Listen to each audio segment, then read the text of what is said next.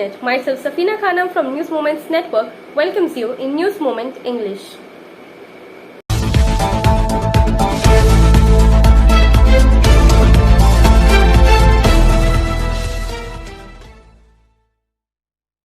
On 7th April, annual general meeting was held in the office of News Moment at Shantinagar of Burnpur.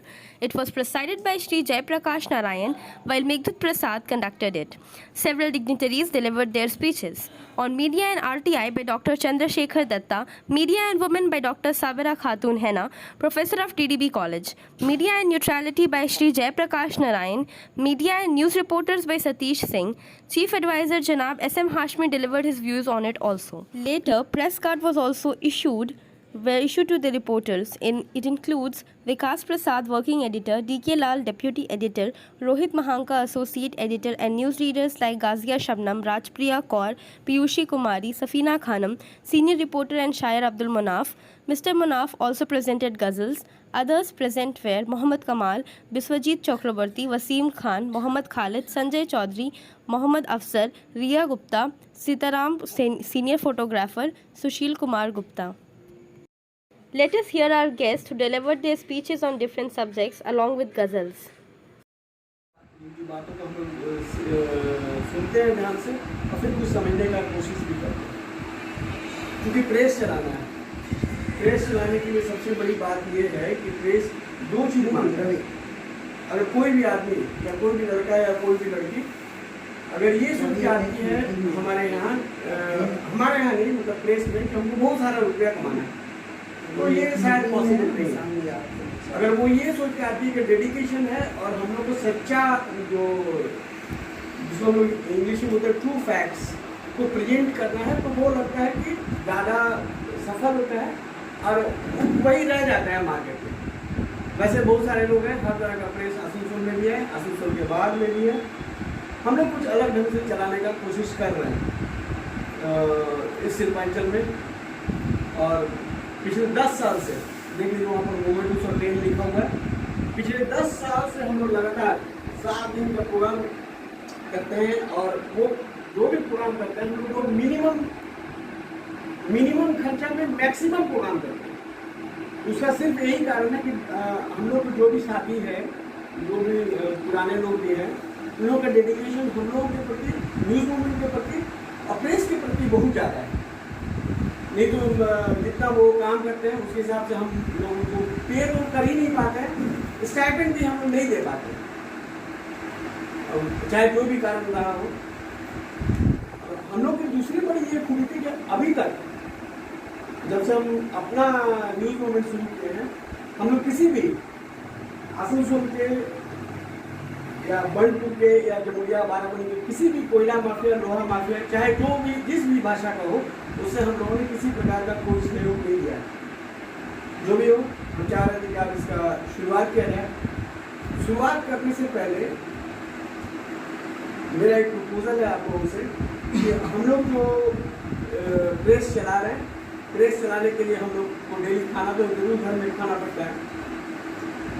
तो खाना जो पड़ता है उसका प्रोडक्शन कौन करता है? उसका प्रोडक्शन सिर्फ एक ही आदमी है करता है, वो है किसान। भगवान अगर कहीं है तो वो सिर्फ 2 चीज़ बनाया है, एक फीमेल जो भी प्रोडक्टिव है, और दूसरा है ह्यूमन बीइंग में है किसान, जो हम लोग को खाने के लिए प्रोडक्शन करने का कोशिश करता है। तो आज इंडिया में किसान का एक बड़ा भाग दिल्ली बॉर्डर पर लगातार आंदोलन कर रहा है और इस आंदोलन के दौरान बहुत सारे किसानों की मौत हो गई है। एक तरह से हम लोग कह सकते हैं कि लोग आंदोलन के लिए सेक्रीफाइस कर रहा है। मेरा एक प्रपोजल आप लोगों से ये था कि आप लोग 1 मिनट का मौन उस किसान के आत्मा की शांति के लिए, जो हमारे लिए या अपने लिए आंदोलनरत है, उसके लिए 1 मिनट। हम ये नहीं कहेंगे कि वो हम लोगों से जुड़े हुए नहीं हैं, हम लोग से जुड़े हुए हैं, हालांकि ऑफिशियली वो हम लोगों से जुड़े हुए नहीं है। उनका नाम है श्री जयप्रकाश नारायण। मैं चाहता हूँ कि हाल में मैं चाहता हूं कि आज के इस प्रोग्राम का संचालन के लिए सभापतित्व करने का मैं प्रपोज करता हूं। मैं समर्थन करता हूँ।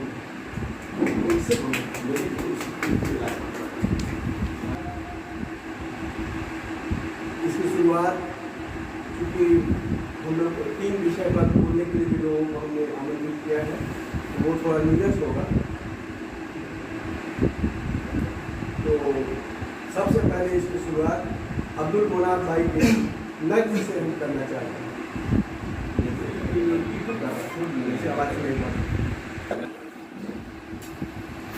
मैं इसका तहे दिल से शुक्रिया अदा करता हूँ और आए हुए तमाम मेहमानों का भी तहे दिल से शुक्रिया अदा करता हूँ। मैं जब आगाज़ करता हूँ किसी शेर से आगाज़ करता हूँ कि अदब नवाज हूँ जब भी कलाम करता हूँ, अदब नवाज हूँ जब भी कलाम करता हूँ, ये मेरा तौर है कि पहले सलाम करता हूँ। अस्सलाम वालेकुम, नमस्ते। हमारा न्यूज़ मोमेंट जो है ये एकता भाईचारे का पैगाम है। इसमें तमाम भाषा के लोग शामिल हैं। ऐसा कोई भी चैनल अब तक नहीं देखा मैंने कि अलग अलग किसी का चैनल हो, जैसा कि हमारा न्यूज़ मोमेंट इंग्लिश में, उर्दू में देखेंगे आप अलग, हिंदी में अलग, बांग्ला में अलग, इंग्लिश में अलग, जबकि ऐसा किसी में नहीं। तो ये एकता भाईचारे का पैगाम है। मैं एक कहता पेश खिदमत चाहता हूँ कि संस्कृति अपनी विरासत मांग रही है। संस्कृति अपनी विरासत मांग रही है, पूरी की पूरी रियासत मांग रही है। और अब हिंदू मुसलमान की सियासत छोड़ो, यकजहती की सखावत मांग रही है। यकजहती की सखावत मांग रही है। और ये कहता देखें कि ये नाम रहे सदा, ये अरमान रखते हैं। ये नाम रहे सदा, ये अरमान रखते हैं। जुबान पे अपने हम हिंदुस्तान रखते हैं। हम मिटा सके हमें ये दुश्मनों में दम नहीं, मिटा सके हमें ये दुश्मनों में दम नहीं। यहाँ एक साथ कदम हिंदू मुसलमान रखते हैं, यहाँ एक साथ कदम हिंदू मुसलमान रखते हैं। आइए किसान के सिलसिले से एक कविता कैसे क्यों सुना और देश के हालात भी इसी में शामिल हैं कि हर आदमी है परेशान देख, हर आदमी है परेशान देख, लहू लहू है हिंदुस्तान देख। हर आदमी है परेशान देख, लहू लहू है हिंदुस्तान देख। और जो मासूम बच्चों से छीन गई, तुम कभी होठों पे मुस्कान दे। जो मासूम बच्चों से छीन गई, तुम कभी होठों पे मुस्कान दे। ये कैसी आफत आन पड़ी है, ये कैसी आफत आन पड़ी है। खुदकुशी कर रहा है किसान देख, क्या बीत रही है मत पूछ, क्या बीत रही है मत पूछ। अंबारे गम में है मकान देख, अब भेज कोई तो मसीहा आए खुदा, भेज कोई तो मसीहा आए खुदा। हर सू है फसाद जहान देख। और मकतब है कि खुदगर्दी का ये आलम है मुना, खुदगर्दी का ये आलम है मुना। इंसान का है दुश्मन इंसान, इंसान का दुश्मन इंसान। पर मीडिया का एक दूसरा काम ये है कि इंफॉर्मेशन के साथ साथ ऐसी बातों को उठाना जिससे समाज का भलाई हो, जिससे कम से कम ये बात ना हो कि हम लोग हेटेड जो फैलाने का कोशिश कर रहे हो, ऐसा ना हो। अगर ऐसा कोई करता भी है तो उसको पर्दाफाश करना मीडिया का काम होता है।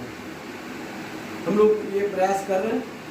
हमारे बीच आज एक ऐसा व्यक्तित्व है जो RTI right to information activist के रूप में काम करते हैं वो, और हमने उनको इसीलिए आमंत्रित किया है। वो हम लोग को अपने हिसाब से वो ये बताने का प्रयास करेंगे कि राइट टू इंफॉर्मेशन और मीडिया का क्या संबंध है। वो है श्री चंद्रशेखर दत्ता, डॉक्टर चंद्रशेखर दत्ता, ये चित्ररंजन से आए हैं हम लोगों को बताने के लिए। हम चाहेंगे कि सभी उनकी बातों को गौर से सुने और उस पर हम लोग फिर बाद में अमल करने की कोशिश करेंगे। उसको अपने मीडिया दोस्तों के बीच देता हूं। उम्मीद भी करता हूं कि उनसे मदद मिलेगी, वह आगे लाएंगे। और यही नहीं, ऐसे लोग भी हमारे साथ जुड़े हैं आरटीआई से, जो पहले आरटीआई को कुछ नहीं जानते, लेकिन एक 10 रुपये के आवेदन पर वर्षों से लंबित उनका माननीय उच्च न्यायालय का केस जो अभी वहीं लंबित है, लेकिन इधर उनकी समस्याओं का समाधान हो गया। निश्चित रूप में मैं चाहूंगा, because media is the fourth pillar of democracy, जनतंत्र का आप चौथा खंभा है। तो अगर आप इन चीजों को आगे न लाएंगे तो कौन लाएगा? निश्चित रूप में मैं मीडिया कर्मियों को भी कहता हूं कि आप यदि कहीं आपको लगता है कि यहाँ कोई तरह की परेशानी है, आप आरटीआई से जुड़े, 10 रुपए का एक आवेदन लगाएं, आप उस कार्यालय का पूरी तरह से निरीक्षण करें, हर फाइल को देखें। अगर कोई आदेश पारित हुआ है लोकसभा से, राज्यसभा से, कहीं सुप्रीम कोर्ट का या कहीं उच्च न्यायालय का कोई आदेश है, तो माननीय सर्वोच्च न्यायालय और माननीय उच्च न्यायालय के आदेशों का पालन हो रहा है। माननीय सर्वोच्च न्यायालय ने एक आदेश दिया है कि सभी थानों में, हर कोने में, हर कमरे में सीसीटीवी कैमरा लगाया जाए, क्योंकि बहुत सारे ऐसे केसेस देखे गए कि लोग थाने में पहुंचते हैं और वहां उनका शोषण होता है, उनकी बातों को नहीं सुना जाता है, बिना एफआईआर किए लौटा दिया जाता है। लेकिन अभी कितना प्रतिशत यह लागू हुआ है? हमारे देश में कानून है, अच्छे कानून है, लेकिन उनका पालन नहीं हो रहा है। उनका पालन करवाने में मेरी राय है कि मीडिया का भी बहुत बड़ा योगदान है, क्योंकि आप जैसे इन बातों को सामने लाएंगे, इन बातों को लेकर एक जन आंदोलन शुरू,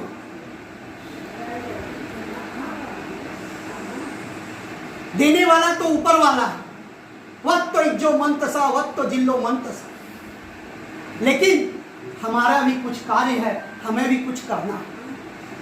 अपने कार्य को करते चलिए। अंत में मैं सिर्फ यही कहना चाहूंगा, the wounds are lovely, dark and deep, but I have promises to keep and miles to go before I sleep and miles to go. I am Safina Khanum, a budding news anchor in News Moments. I am privileged to have gotten the opportunity to share my views on religion is the opium of the people. This paraphrase is much discussed since its first appearance. German philosopher Karl Marx wrote, "Der Religion ist das Opium des Volkes," which is rendered as, "Religion is the opiate of the masses." The full quote translates as, "Religion is the sigh of the oppressed, creature, the heart of the heartless world, and the soul of the soulless conditions. It is the opium of the people." In the days when it was written, the metaphor established was the fake pleasure. As in the 19th century Europe, opium was the only analgesic which gave the sick fake relief, which is quite similar to religion, which made people forget their present sufferings and focus on the pleasures of the afterlife. This was a major hindrance to rational thinking. Religion was used as a tool to maintain the status quo in the society. So, is it wrong to be religious? If you ask me, I would say no. Wondering why? Religion provides hope. Yes, no human revolution would have ever occurred in the history if man didn't have hope. Hope made people believe that they can have a better life, which led to innovations and thus development. If there were no religion, there will be no political theory, for most of the ideas behind civil rights could be traced to religion.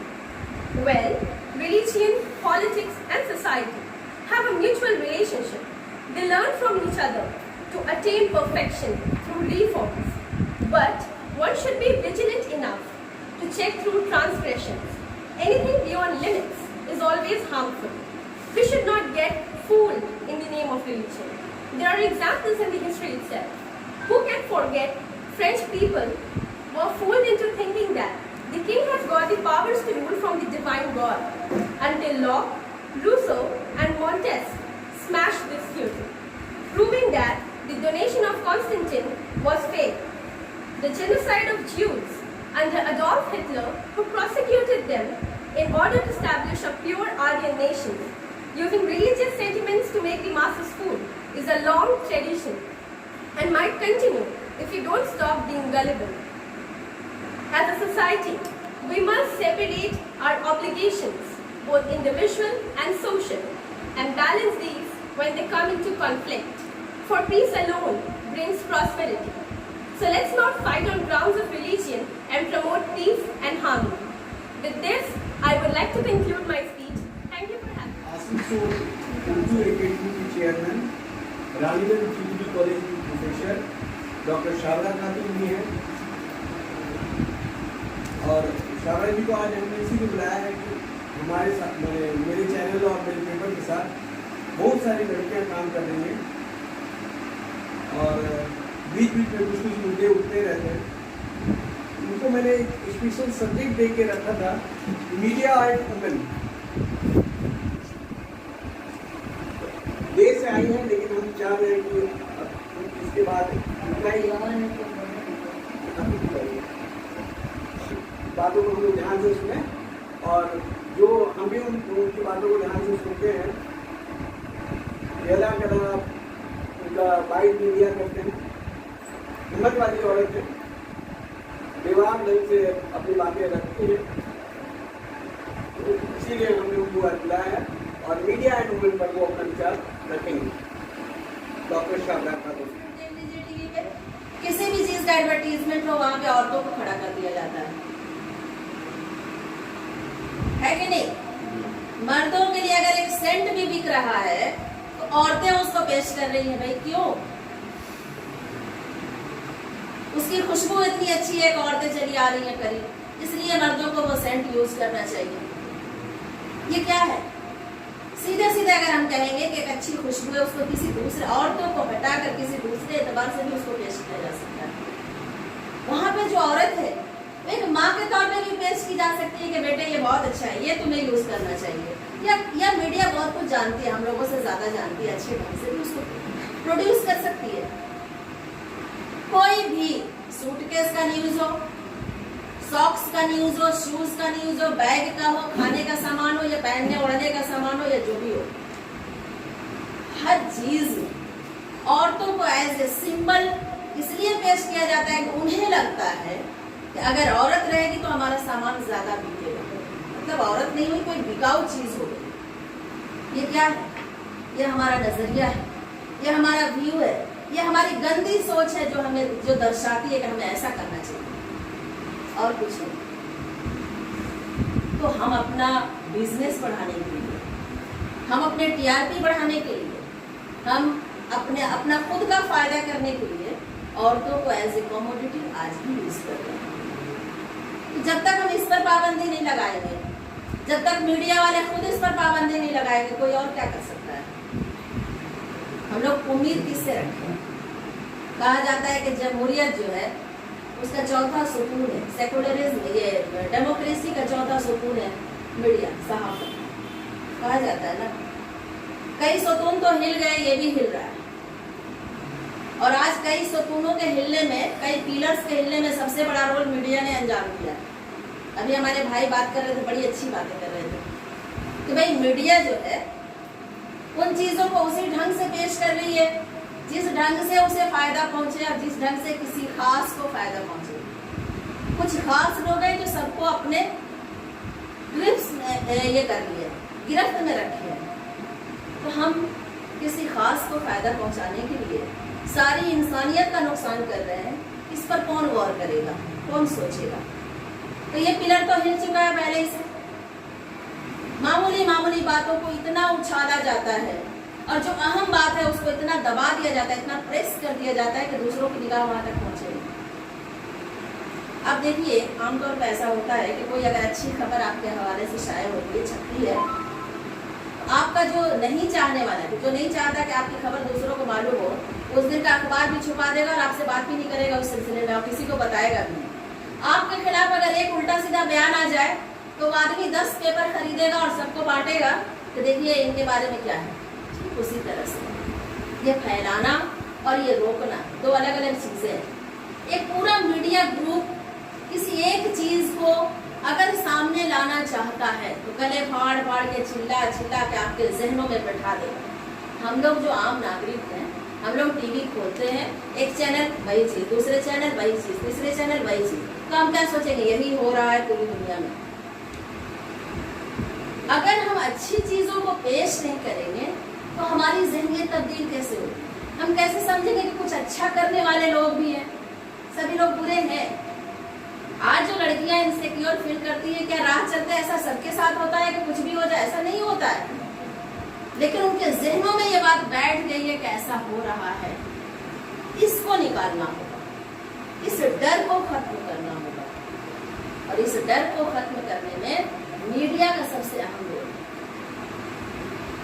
तो कहना यही है कि भाई हम लोग जो कर रहे हैं, एक आम इंसान जो कर रहे हैं, अल्लाह ने आपको एक ताकत दी है, आपको एक कलम पकड़ा दिया है, एक जबान दी है बोलने के लिए, एक दिमाग दिया है सोचने के लिए। आप एक आम आदमी से बेहतर सोच सकते हैं, समझ सकते हैं, लिख सकते हैं, दिखा सकते हैं, तो फिर क्यों नहीं करते? क्यों अपने इस किरदार से पीछे हट रहे हैं? क्यों औरतों को इस ढंग से पेश करने पर मजबूर है? कौन सी मजबूरी है जिसने आपके कलम को पकड़ रखा है कि आप सच नहीं बोलते? कौन सी मजबूरी है जो ऐसा मजबूर करती है कि आप औरतों को कमोडिटी की हैसियत से पेश कीजिए? क्या मजबूरी है आपके साथ?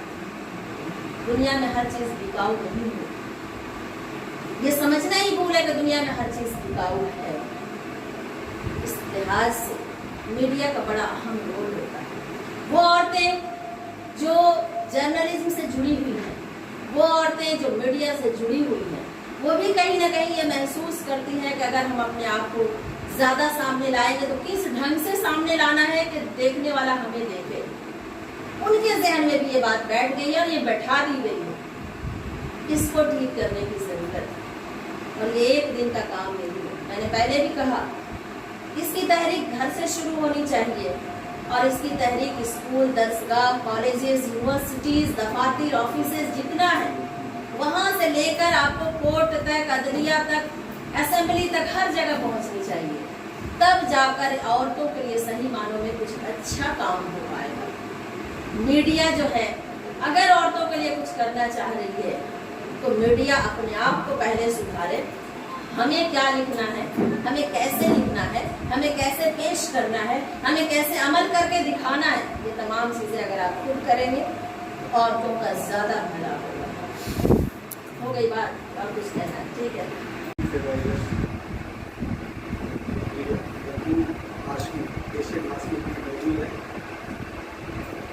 संक्षिप्त में ही सही, हम लोग इसी कुछ सब सुनना चाहते हैं और उसके बाद हम लोग अपना प्रेस कार्ड देने के बाद और लेकिन गाय अपने भी छुआ है। डॉक्टर साहब दत्ता ने भी बताया और इसका बड़ा सुंदर और बहुत सटीक है।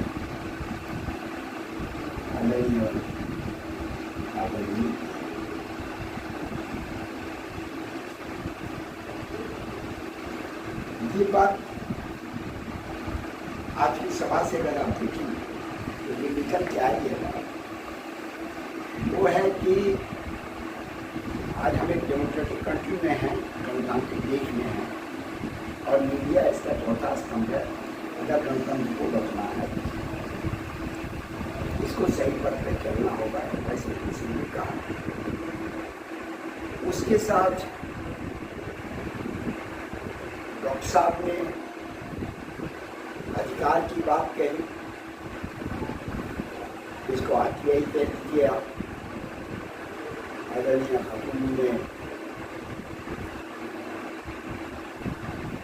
मैं तो नास्तिक आदमी हूँ, इसलिए भगवान का नाम भी नहीं ले सकता, पर प्रकृति के जो दो रूप, नेचर का जो दो रूप, जो दो जेंडर है, उस पे इनका ये कहना कि जो इसका फर्स्ट जेंडर है कौन, आज मीडिया का ही नहीं बल्कि मैं भगवान बुद्ध की एक बात बताऊंगा आपको। उन्होंने कहा कि मुझको भगवान मत कहो, मैं भगवान नहीं, तुम अपने बीच में पूछो हूँ मतलब कौन, क्या, वाई, वाट, ये प्रश्न जब आपके मन में आएगा तब आप बहुत कुछ जानते।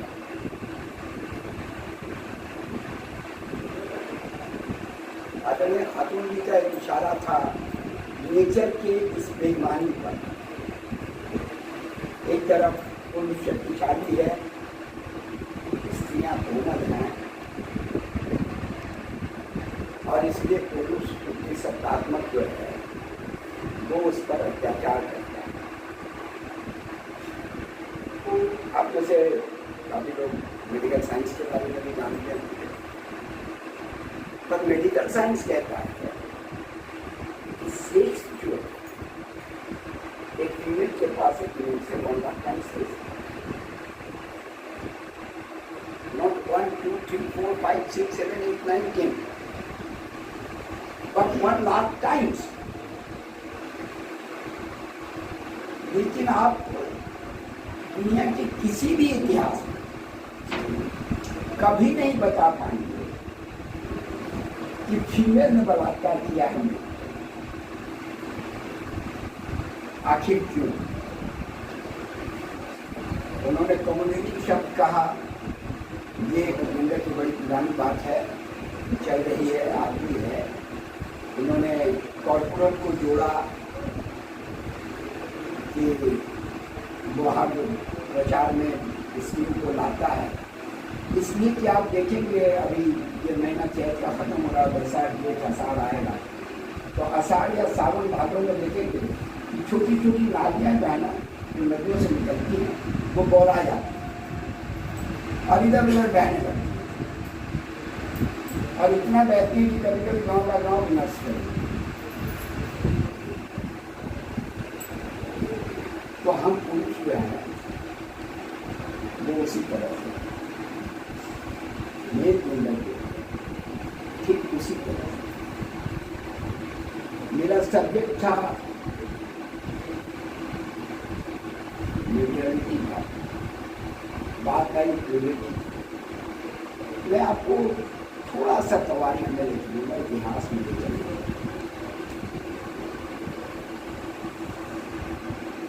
184 BC to 49 BC, इस समय हम जिस धरती पर हैं, जिस भूखंड पर, जिस पृथ्वी के जिस इलाके में हम हैं, वहाँ पर हम कहते हैं कि हम ऋषि, और उस समय यहाँ पर शुक्ल वंश का राज था। ये इसकी अवसर जो इसकी दर्शन से हो सका। और जीरो का जन्म जरा सा तवज्जो चाहूंगा पूरे हाउस, 184 BC to 49 BC, माने ईसा मसीह से 49 वर्ष पहले से लेकर 184 वर्ष पहले तक शुभ वंश का राजा। उसके पहले तक 10 की गिनती पूरी नहीं हुई,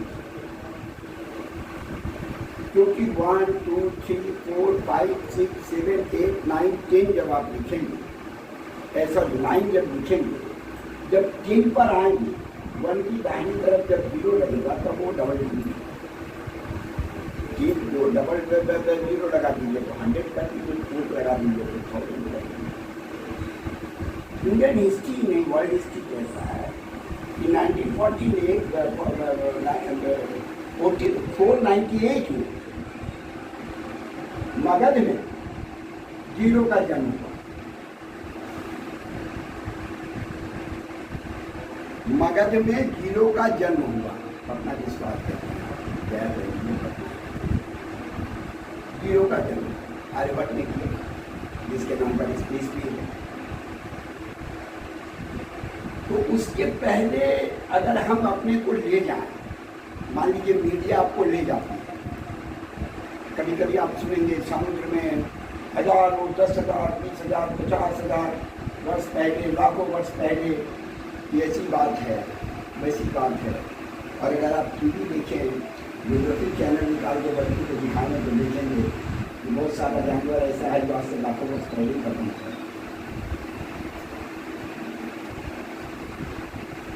आप मीडिया की बात लेते हैं, 184 BC में रोम में पहली पत्रिका लिखी, जिसको क्या डोलोमा कहते थे, माने दिन का खबर, जो पत्थर पर और तांबे पे लिखा। हमारा देश, जिसको आज हम कहते हैं भारत कहते हैं, इंडिया कहते हैं, या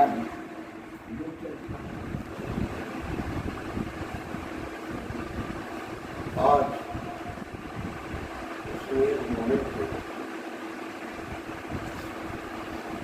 शिक्षा धर्म में उपस्थित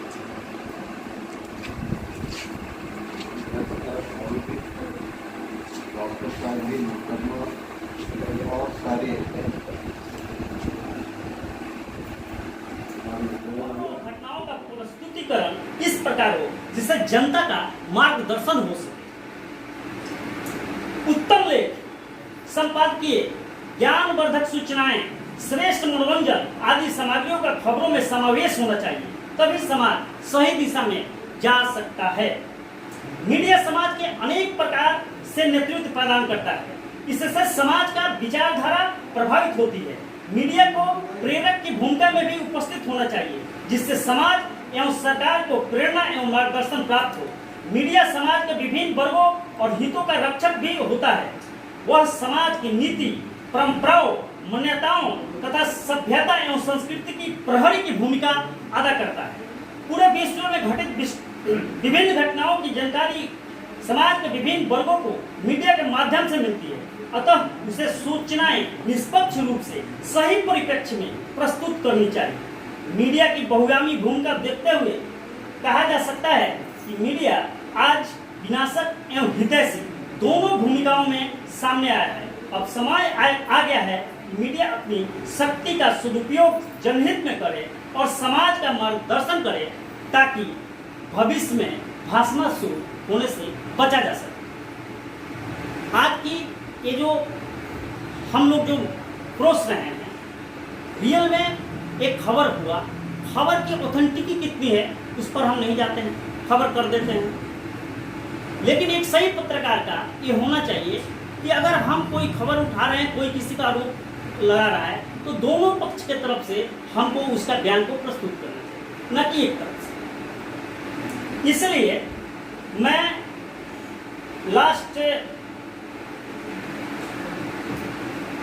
मैं तब कहता हूँ, मैं एक व्यंग्यात्मक फिर से, क्योंकि मैं मीडिया का पर्सन होते हुए भी मीडिया पर उंगली उठा रहा हूँ, लेकिन बात वास्तविकता जो है मैंने आपके सामने रखा कि नए लोग जो आए तो कम से कम इसका पालन करें। क्योंकि एक बात बता तू यार, यहाँ चिल्लाता किस बात पे है? तू पूछता है सलमान कहाँ है, तू पूछता है सलमान कहाँ है, हम डिबेट चाहते किसान पे। एक बात बता तू यार, चिल्लाता किस बात पे है? तू पूछता सलमान कहाँ, हम पूछते हैं डिबेट किसान पे है। क्यों सड़कों पर किसान खड़ा, क्यों हल्ला ये युवाओं का है? चौथा स्तंभ है तू, सच लाएगा हम जीतेंगे इस अरमान पे है। पर तू तो टाई लगाकर बैठा दिखता मुझे अंग्रेज सा है। मजहबी की न्यूज, उसके आगे सारे मुद्दे हो गए फ्यूज। गायब हो चुके अनुच्छेद 19 ढूंढ क्या अभी भी संविधान में है। न बचा भगत का इनकलाब है, न सत्याग्रह ही कहीं दिखते हैं। ये देश के अंधे जनता तुम्हें गुमान की इंसानियत नहीं रही इस अहद हुकूमत में, जमहूरियत नहीं रही। और जिसे देखो वही झूठ बोल रहा है, जिसे देखो वही झूठ बोल रहा है। अब अदालत में भी सदाकत नहीं रही, अब अदालत में भी सदाकत नहीं रही। और देखिए कि जा गुंडों के पास मान तहफ़्फ़ुज़ की भीख, जा गुंडों के पास मान तहफ़्फ़ुज़ की भीख, और शरीफों के घर शराफत नहीं रही। और फिर देखें कि सर उठाने की जरूरत न करे हुकूमत, सर उठाने की जरूरत न करे हुकूमत, जलजले में ऊंची इमारत नहीं रही, जलजले में ऊंची इमारत नहीं रही। और देखिए कविता का मतलब जैसे हमारे प्रधानमंत्री जी कहें कि आप जितनी भी तालीम हासिल कर लें, जितनी भी एजुकेशन हो जाइए, MA BA जितना भी करने कर लीजिए, लेकिन आपको पकौड़ा बेचना है।